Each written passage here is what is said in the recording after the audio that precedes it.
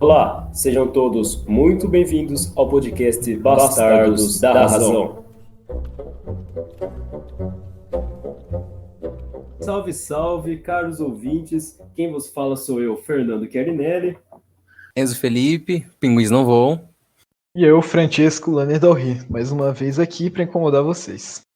E hoje, novamente, como o Francesco já disse, estamos aqui para incomodar e vamos trazer o segundo episódio, que será sobre aborto, e desta vez estamos aqui com duas presenças, então, por favor, se apresentem.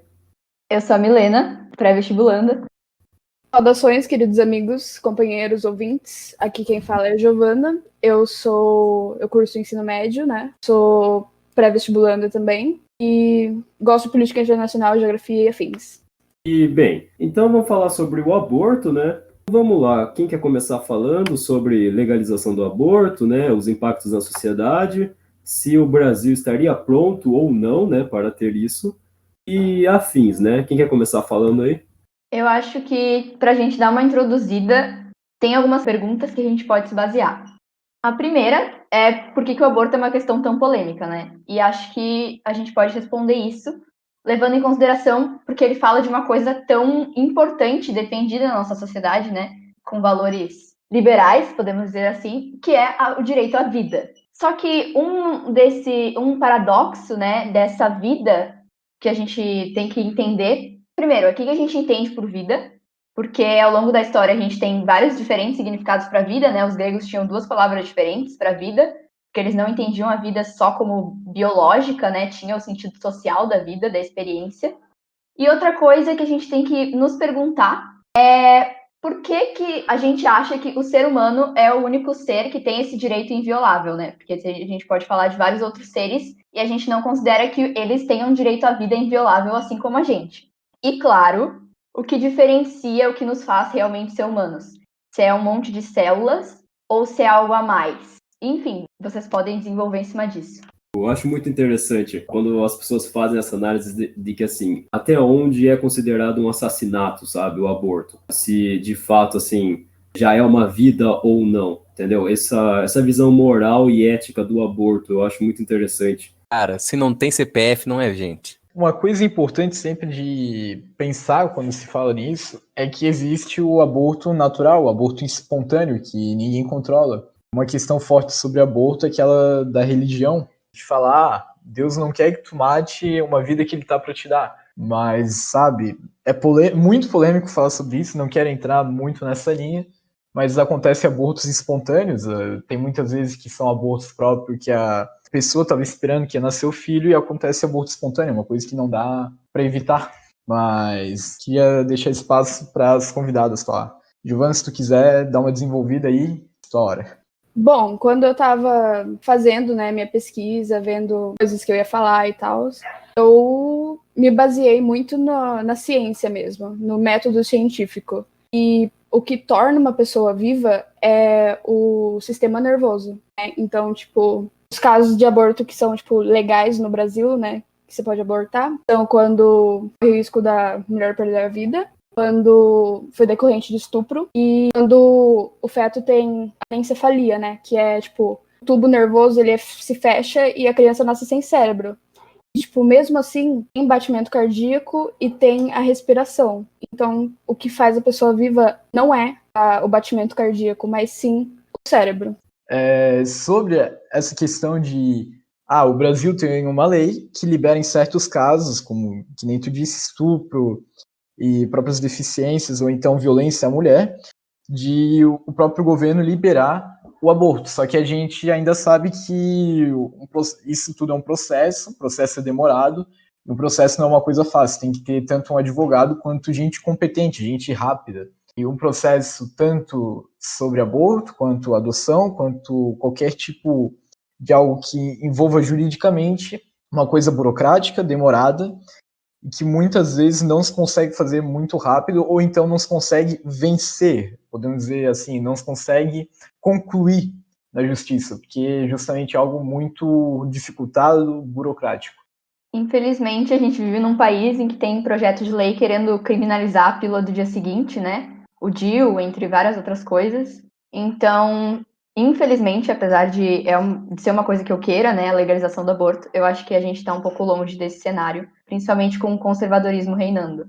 É porque o aborto se tornou, né, num certo aspecto, um tabu, principalmente em países que são extremamente religiosos e conservadores. Conservadorismo e religião estão lado a lado, né, não querendo entrar muito nos detalhes, mas enfim, é engraçado, né, tipo, vou citar Durkheim, por exemplo, que ele vai chamar de fato social, né, aquilo que acontece além das ações individuais. E, tipo, é como se a sociedade, ela fosse um organismo com vida própria, né, que ela moldasse o indivíduo. E vai passando de gerações para gerações. E é muito interessante quando você faz essa análise, porque você para pensar que, de fato, aquela concepção de que se acontecer alguma coisa com ela e ela engravidou, ela não tem direito ao aborto, né? Muitas pessoas ainda têm essa visão. O que é uma grande idiotice, né? Na minha concepção, porque hoje em dia, os maiores países liberais do mundo tendem à legalização do aborto, então eu não vejo o porquê do Brasil ainda não ser legalizado, sabe? Então, cara, tipo, o Brasil, o problema dele é o medo das instituições religiosas. Que elas são, em sua maioria, sim, elas são contra a ideia do aborto. Então, quem está controlando o Estado tem muito medo de colocar essa ideia, de falar, discutir isso. E acaba por não acontecer nada, entendeu? Mas, tipo, para conseguir implementar o aborto, implementar a legalização, né, do aborto em qualquer caso, tem que ser uma coisa que deixe de ser um tabu. As pessoas têm que lembrar disso, elas têm que falar sobre isso, e falando mais disso, mais pessoas vão refletir. Acho que pincelando no que a Giovana falou, dá para acrescentar, porque, obviamente, claramente, o principal motivo do aborto ainda ser crime e ser tão um tabu no Brasil é justamente essa questão religiosa moralista. Só que aí a gente entra também num conflito, né, entre duas vidas. A vida da gestante e a vida realmente daquilo que, enfim, para alguns vai ser uma vida desde o momento da concepção, para outros não. E aí que eu queria levantar alguns pontos filosóficos nesse sentido. O primeiro é que, quando a gente fala de questões morais, a gente não pode achar que existe uma verdade absoluta e que aquilo é aplicável a todos. Porque sempre que a gente faz uma análise da realidade, a gente não consegue se tirar do mundo que a gente analisa. É impossível a gente anular a nossa perspectiva. Então, não existe realmente uma lei objetiva de Deus, divina, ou sei lá, enfim, que diga realmente que, ai meu Deus, é um princípio do universo que a mulher que faz isso é uma assassina. Isso também está, claro, ligado a questões machistas de essencialismo da mulher, de achar que a gente tem uma essência própria de maternidade, que a gente negar essa essência seria, assim, um crime, realmente, e até criminalizado, no caso. Outros pontos que a gente dá para acrescentar, tipo, as pessoas têm a falsa impressão de que o conhecimento científico ele é neutro. Só que, nesse caso, especificamente, a gente tem que, sim, desconfiar de argumentos que são, tipo, muito pessoais, tipo, ligados à religião, moral, enfim, qualquer uma dessas coisas.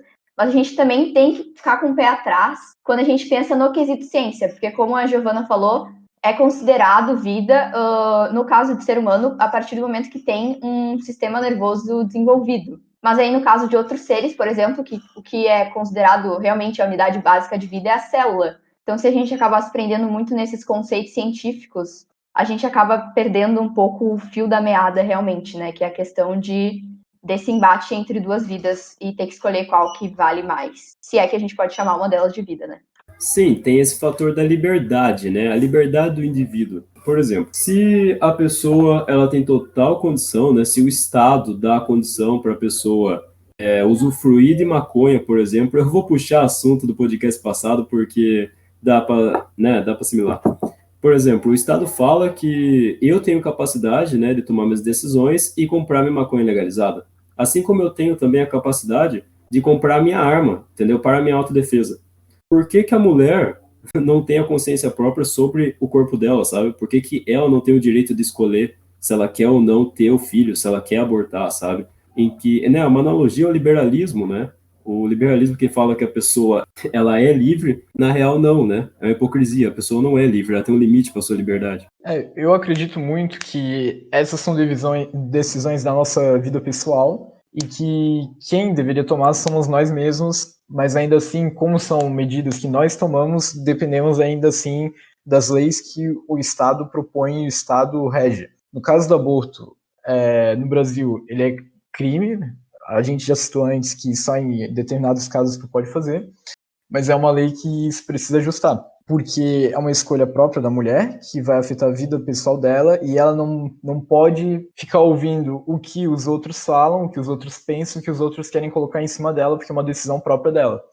Muita gente fala que se o homem engravidasse, o aborto já há muito tempo, talvez séculos, já seria algo legalizado. Um ponto forte é que a maioria das pessoas fala, não aborta, tu vai ter um filho novo. Mas muitas vezes, como a gente sabe, a gestão é indesejável, é indesejada. E o que acaba levando a deixar a criança no orfanato. O Brasil já tem muita criança na adoção. Se continuar tendo esse lance de eu tenho uma gestação indesejada, eu não consigo criar meu filho, não tenho estrutura, não tenho dinheiro, vou ter que botar ele no orfanato, vou ter que botar para adoção, vai só aumentar mais ainda a questão das crianças em orfanatos. Tem pouca gente adotando, tem pouca gente adotando irmãos. Causa um fardo tanto psicológico para a mãe, que não consegue realizar esse aborto, tanto físico quanto para a sociedade como um todo, por causa que acarreta nesse atraso, por exemplo, o que o Francesco falou, das crianças que são criadas em orfanatos, as que são abandonadas na rua, as que morrem, as que são acolhidas, mas são maltratadas. Então, realmente um ponto de se pegar na questão de se não pode ser ocorrido, se tem que ser dessa maneira, o que acontece com as pessoas que estão nesse meio? Porque elas vão ter cicatrizes pro resto da vida. É exatamente isso. Tipo assim, as pessoas desconsideram totalmente a quantidade de mulheres que morrem fazendo aborto clandestinos e também o fato de que se a gente legalizasse o aborto, a gente estaria falando, né, de também um aborto público, né, que fosse oferecido pelo SUS, aqui no caso do Brasil. E quando a gente está falando disso, a gente tem que levar em consideração que, com certeza, as mulheres teriam que ter um apoio psicológico antes, durante e depois o processo. Porque, cara, é algo que mexe totalmente com o psicológico de uma mulher. Tu cresce numa sociedade em que o aborto é condenado, tu apoiando ou não. Então, é algo que realmente teria que ser visto. E, além disso, outra questão que dá para se levantar é o quanto as pessoas têm isso de 8 ou 80, né, quando a gente fala de aborto. Porque, se tu liberar o aborto, então agora tudo é permitido, pode mijar no poste, pode fazer o que tu quiser, porque, tu pode matar uma vida, tu pode fazer o que tu quiser. As pessoas vão relativizando para esse lado, né? Ou é aquela história de vamos todo mundo respeitar os valores da moral cristã, né? Porque ou é um dos extremos, sendo que o mundo não é assim que funciona, né? E aqui no Brasil, por exemplo, como que vocês acham que iria funcionar? Primeiramente, iria funcionar? Sabe, porque, né, hoje em dia a gente tem 44 mil jovens vivendo em abrigos, né? Preparados para serem adotados. Mano, é muito bizarro quando você para pra perceber o tanto de gente que fala as coisas sem pensar, sabe? Elas não fazem uma autocrítica, elas simplesmente vê o aborto como algo totalmente de feminista, maconheiro, comunista, não sei o que tem, e sabe, tipo, foda-se. Então, voltando, né, tipo, vocês acham que funcionaria no Brasil? Por exemplo, Giovana, você acha que o SUS, né, o sistema público daria conta? Como você acha que iria funcionar assim? No Brasil, tem aquela situação lá que eu já falei de, tipo, o Estado ter medo de oposição por parte de instituições religiosas e tal. Mas, falando sobre o que a Milena falou, o Brasil é completamente desigual. Quem tem dinheiro consegue viajar para o exterior, pagar um aborto lá e voltar. Quem é preto vive na periferia, que se sujeitar a essa situação horrorosa, e os gastos são muito maiores do que seriam se o aborto fosse legalizado e se fizesse o processo inteiro no hospital. Então, tipo, é algo que iria muito bem pro país, sabe? Só pra complementar o que a Giovana falou, tipo assim, não é dinheiro que falta, sabe?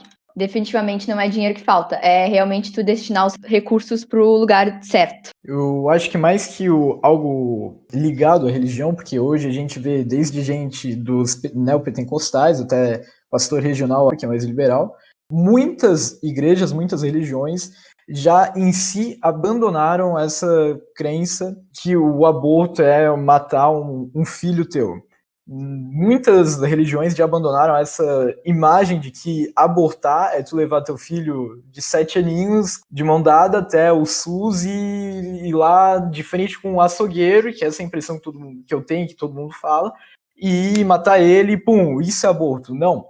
isso está mais na mente das pessoas, é uma coisa que vem da mente conservadora, de muito e muito tempo na cabeça das pessoas, de reunião de várias ideias, e que todo mundo já está abandonando. Se tivesse essas clínicas de aborto, que poderia ter até imposto de saúde, ou então UPAs, iria ser muito mais agradável. Eu entendi o ponto que você quis dizer. E, mano, principalmente só, né, já puxando, eu acho que o que precisavam ter no Brasil, para uma maior compreensão, né, dessas questões, seria uma educação sexual nas escolas, tá ligado? Seria muito importante o povo brasileiro conseguir viver mais em sociedade, porque aí eles parariam de ver esses temas sexuais como coisas banais e erradas, né? Porque hoje em dia, mano, quando você vai falar de sexo, quando você vai falar sobre questões de aborto, né, sobre questões que envolvam também a sexualidade em geral, das duas uma, ou não pode falar, tá ligado? Ou é muito errado falar, ou o negócio é totalmente banalizado, e eu acho isso muito escroto. A sociedade, atualmente, ela tá muito polarizada. Qualquer coisa que acontece vira um escândalo de maneiras improporcionais. Exatamente por causa dessa cultura das fake news e do fanatismo, por exemplo, o Francisco estava falando, da visão que as pessoas têm sobre o aborto. Chega naquele mesmo âmbito da visão que as pessoas têm sobre inseminação artificial. Porque as pessoas sempre imaginam, nossa, meu Deus, você vai colocar uma proveta dentro de você para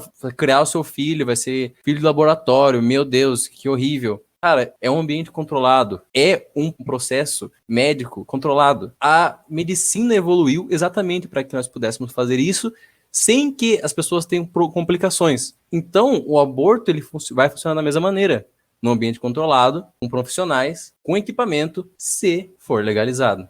Além dessa questão toda, voltando ali à parte da educação sexual, um bom motivo já para uma gestão indesejada é o não uso da camisinha. A educação sexual é outro tabu que o brasileiro construiu na mente dele, é uma coisa que vem na mente conservadora, que vai ser difícil de convencer o povo de que não é ensinar sobre sexo, mas sim ensinar a prevenir DST, ensinar a fazer algo seguro. Valores tradicionais da família. O próprio incentivo ao uso da camisinha não é só liberar a camisinha por saúde, não é só disponibilizar, mas o próprio incentivo a usar a camisinha já vai ser algo que vai prevenir muito. Verdade, né? Se eu não me engano, a camisinha feminina não tem posto de saúde, né? Que coisa, Sim, não? tem.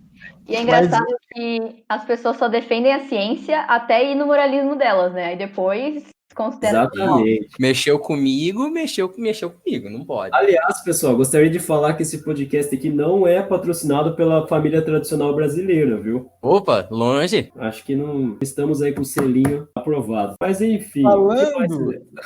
Falando em família tradicional brasileira, eu queria deixar um ponto muito interessante aqui, porque não sei se vocês sabem, mas a esmagadora maioria dos jogadores de futebol brasileiro foram criados por mães solteiras, sozinho em casa pela mãe. E não sabia, porque eu não me importo sem com o futebol. Yuri achou essa estatística, mano. E sem o pai para apoiar. A gente sabe que uma mãe solteira, ela por isso que a compra de cigarros no Brasil é tão alta, tem que criar o próprio filho sozinha, ela vai ter um gasto muito grande. Vai ter o apoio possivelmente dos pais dela, ela vai ter que trabalhar mais, vai ter que se esforçar mais. Imaginamos que, por exemplo, ela arranja um namorado, assim como uma pessoa normal, ela vai ter as relações dela e entre mais uma gestação. Ela já tem um filho para cuidar, já é caro ter uma vida dela e do filho para criar com o próprio dinheiro dela, sozinha. Imagina se ela entra em uma gestação. Se ela entra em uma gestação, ela vai ter mais um filho para cuidar. Vai ser triste ter que mandar para adoção. E ela simplesmente engravidou, porque o cara não usou camisinha, estava despreparado, sem uma educação sexual. E como é que fica? Vai ter que buscar uma pílula, vai ter que buscar uma clínica.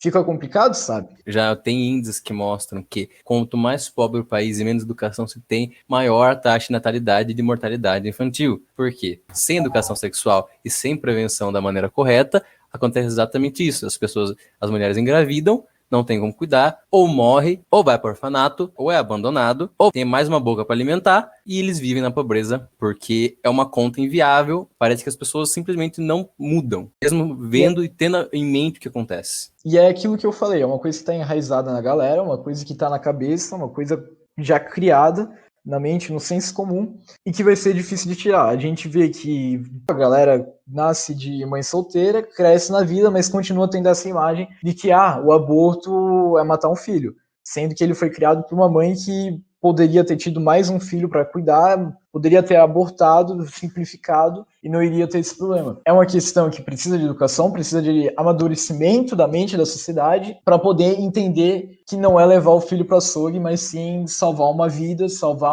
financeiramente, enfim. De novo, a gente tem que esperar que o Brasil, assim, falando do Brasil, que o Brasil passe por essa reeducação, por essa reestruturação da mentalidade sobre o assunto, tanto do ensino sexual quanto do aborto. Então, cara, puxando aí o assunto de vocês, eu acho muito interessante um dado que eu achei pesquisando e mostra as mulheres que abortam, elas são muito vistas como alguém que está tirando a vida de um ser, de alguém que está fazendo um crime, que está fazendo algo muito ruim. Só que no dado que eu achei, ele mostra, né, as porcentagens de motivo de abortamento. E entre esses motivos, as mulheres ainda consideram, né, 44,2% das mulheres consideram os efeitos negativos sociais e familiares para o futuro do recém-nascido. Então ela não tá sendo um monstro, ela tá pensando, como é que essa criança vai conseguir, sabe, ter uma vida boa, vai conseguir ter o que comer. E 18,6% das mulheres pensam nos efeitos psicológicos negativos para o futuro do recém-nascido. Então é uma coisa que eu queria deixar aí. Cara, puxando o gancho da Gia ainda nesse ponto, eu acho que, assim, a melhor forma da gente resolver toda essa questão do aborto é como os meninos já pontuaram, como ela própria já pontuou, que é uma mudança na mentalidade da sociedade. Porque, cientificamente, a gente nem tem como determinar onde começa realmente a vida. Então, como é que a gente vai deixar que um moralismo, ou, enfim, uma questão religiosa, influencie nesse ponto tão crucial, sendo que a gente, sempre bom pontuar, né? A gente vive num país laico. Então, as crenças de grupos religiosos não deveriam se sobrepor a realmente o direito à vida dessa mulher que quer praticar o aborto, enfim, por inúmeras razões, porque existem várias razões que levam uma mulher a querer realizar um aborto. O melhor jeito que eu vejo, né, realmente de abordar essa questão é desconstruindo essa mentalidade mesmo. Tem outra coisa que, tendo essas clínicas clandestinas, como é algo que é clandestino, como é algo que tem que ser escondido, tem que ser algo que é ilegal, algo que não pode ser percebido, o atendimento tende a ser imperfeito, tende a ser errôneo, tende a trazer traumas depois. A questão vai muito além de tu fazer um tratamento, mas sim de poder trazer traumas tanto para a pessoa atendida, quanto para a sociedade em geral, porque quanto mais vai se criando clínicas clandestinas, mais vai sendo popularizado. A real é que todo mundo conhece alguém, tá ligado? Que já passou por uma situação, sabe? E que os problemas seriam muito resolvidos, né, facilmente se o aborto fosse legalizado, tá ligado? Eu não. Não, mano, mas tipo, é uma questão humana, sabe? É uma questão de ferir o caráter da pessoa, sabe? Se a pessoa não quer ter aquilo, se ela se sente oprimida, Exatamente por isso que eu falei naquela hora que é um fardo tanto psicológico quanto físico, por causa que danifica a vida da pessoa como um todo. Só deve ter esse direito sobre isso, né? Sim, é uma questão, sabe, mano, dane-se essa questão moral, essa questão ética, tá ligado? Dane-se, porque nada disso, de fato, importa, sabe? Não é o seu moralismo não deve passar por cima da liberdade da pessoa, da liberdade do indivíduo, sabe? Se você pratica tal coisa, se você acredita em tal coisa, ok, entendeu? Mas você, principalmente você como homem, não tem direito de pegar um cargo no governo e falar, não, o aborto não deve ser legalizado, sabe? É um puto egoísmo da parte da sociedade. Principalmente quando você para para analisar que a maioria das pessoas que estão compondo um governo são homens, né? É um fator machista. Sem falar, né, que outra razão que a gente pode dizer aí pro aborto não ter sido legalizado é porque, obviamente, não é lucrativo para o Estado legalizar o aborto. Então, a gente vive um sistema capitalista, é sempre bom reforçar. Mais gasto com a área da medicina, da saúde. Sim. É aquilo que eu disse, se homem engravidasse, o aborto já seria legalizado há milênios, séculos. Com certeza, cara, com certeza. O ser humano é um merda, né, velho? Pois é. Um argumento que eu escuto bastante sobre o aborto é a galera que diz que assim que tu legaliza, automaticamente já baixa o número de abortos e tudo mais. Só que, gente, tipo assim, eu sou a favor da legalização, acho que eu deixei isso bem claro.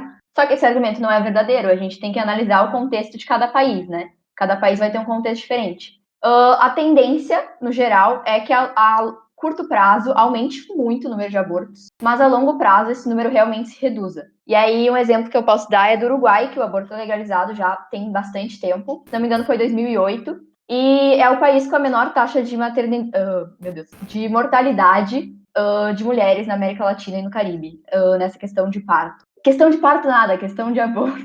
Não, mas relaxa. Ficou claro o seu argumento. Mas, pode falar, Fran. Como a Milena falou, o Uruguai foi um dos países que liberou o aborto, assim como ele é um dos países que liberou a maconha, o uso, aqui na América Latina e possivelmente, enfim.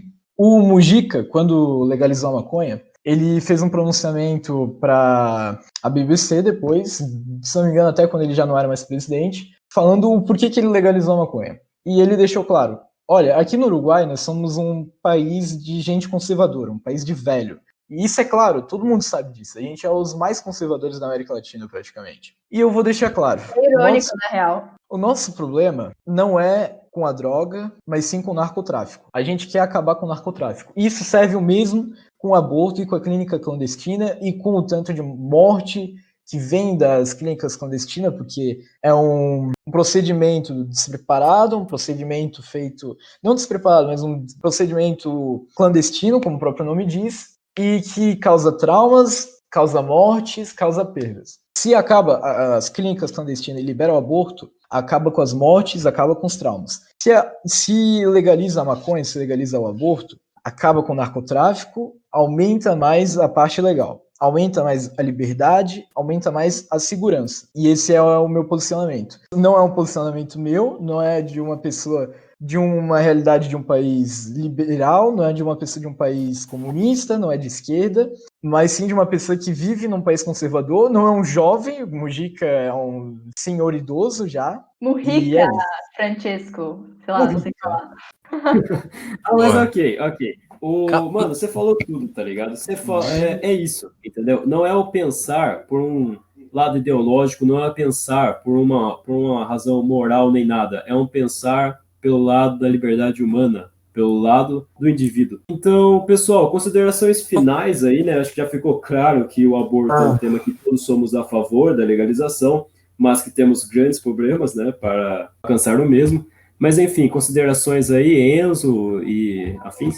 Eu queria puxar exatamente nessa parte que o Francisco falou, que é um ponto que deveria muito interessar o Estado legalizar tanto a maconha quanto o aborto, porque diminui a parte criminal em volta do país, por causa do narcotráfico e das clínicas clandestinas, tanto quanto a mortalidade das pessoas que chegam a traficar na casa da maconha ou tentar fazer o aborto nas clínicas clandestinas, e também porque o Estado ele chega a ter um controle maior sobre a vida das pessoas, o que, né, eu como um fiel adepto do Estado acho isso interessante, porque ajuda a criar esse nacionalismo que fortalece o país. Só que, da maneira que é regida, e claro, nosso querido Estado laico, as coisas realmente ficam complicadas. E se eu não deixei claro ainda, eu sou a favor do aborto, com certeza, acho que o Estado devia prover isso, é uma questão de saúde pública, deveria ser provido pelo Estado tanto as camisinhas femininas nos postos de saúde, quanto as medidas contraceptivas, de todas as formas. É aquela coisa, a gente precisa mais de educação, precisa mais de investimento na educação sexual, para quebrar essas mentiras que estão construídas na nossa mente e para evitar que apareça o tiozão do Facebook falando que educação sexual é Kama Sutra. Porque aí tu que é uma pessoa atualizada, ouvinte nosso, já sabe que educação sexual é uma coisa séria, fundamental, e que pode prevenir até desperdício de vidas em clínicas clandestinas. Quanto educação financeira, né? Mas... Com a educação financeira já vai para outro episódio, mas com a educação sexual tu não vai ter um filho para cuidar tu tendo 15 anos. É isso. Não faz sentido o Brasil ter esse comportamento, essa ideia retrógrada, essa visão do aborto.